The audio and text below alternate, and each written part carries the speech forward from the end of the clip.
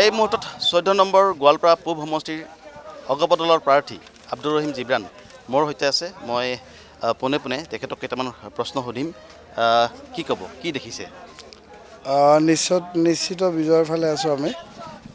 এতিয়াও বিচাৰিম ৰাইজে সহযোগিতা কৰক। কাৰণটো হৈছে এই সমষ্টিটো অসমৰ ভিতৰতে আটাইতকৈ দীঘল এটা সমষ্টি।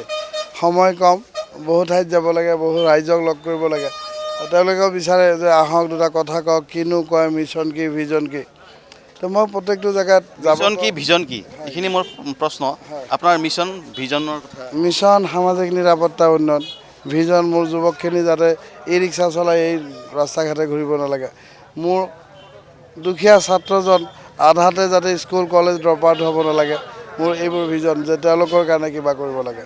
মোৰ জেনজিয়ে শক্তি, মোৰ জেনজিয়ে শক্তি। আৰু জেনজি এটা জেনজিটোক ইনচাল্টিং ৱেত কয়, কিন্তু নহয়, জেনজিয়ে সাংঘাতিক সভ্য, সাংঘাতিক ৰাজনীতি বুজি পোৱা জেনজি। আজিৰ যিটো জেনেৰেশ্যন, এই জেনেৰেশ্যনৰ নিচিনা সাংঘাতিক টেলেণ্টেড জেনেৰেশ্যন নাই। মই এতিয়া 43, মই আজিৰ 22 বছৰীয়া ল'ৰাটোৰ পৰা আজিও শিকোঁ তেওঁ কিবা এটা ভাল কথা ক'লে নেকি, কিবা এটা ইন'ভেটিভ আইডিয়া দিলে নেকি।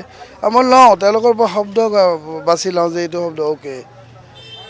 আজিৰ জেনজিক কোনো ধৰণৰ উপলুঙা নচলিব।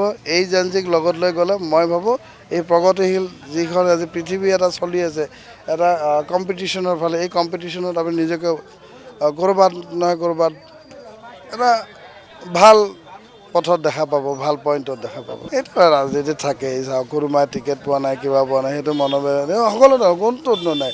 ৰচিন জয়ী হ'লে তেওঁলোকৰ ভাত মৰিব বুলি এনেকুৱা এটা নাই নাপায়, কাৰো ভাত মাৰিব নাপায়। মই ৰাজনীতি কৰিব আহিছোঁ, পজিটিভ পলিটিক্স কৰিব আহিছোঁ। মোৰ তেওঁলোকৰ প্ৰতি শুভেচ্ছা আছে। তেওঁলোক মোৰ ছিনিয়ৰ, মোৰ তেওঁলোকৰ প্ৰতি সাংঘাতিক ধৰণৰ আদৰ আছে, সন্মান আছে।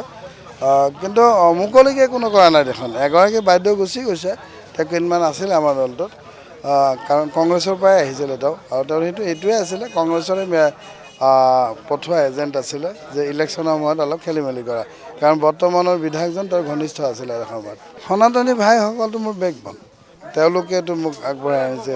এতিয়া মোৰ মুছলমান ৰাইজো আগবঢ়াই আনিছে।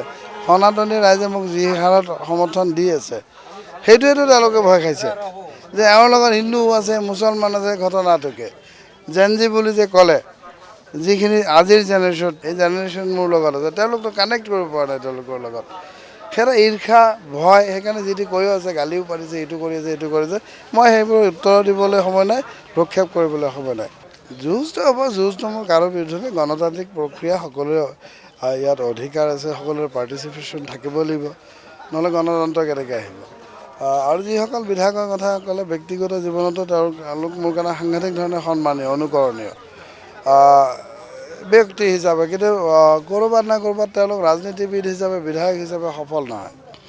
তেওঁলোকৰ কাম কাজ মই অনুকৰণ নকৰোঁ। যেনেকৈ মই বছিৰ কাশ্মীৰ চাহাব ছাৰ একাডেমিকেলি হাইলি এডুকেটেড মানুহ, সমাজখনৰ বহুত অৱদান এটা সময়ত আছিলে, এতিয়া বয়স হ'ল যথেষ্ট।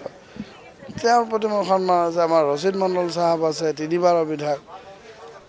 সন্মান মোৰ আটাইখিনিলৈ আছে, কিন্তু ৰাজনীতিটো প্ৰতিদ্বন্দ্বিতা থাকে। গতিকে গণতান্ত্ৰিক প্ৰক্ৰিয়াটোৰ প্ৰতিদ্বন্দ্বী এগৰাকী মই, কিন্তু কাৰো লগত প্ৰতিদ্বন্দ্বিতা মোৰ নাই।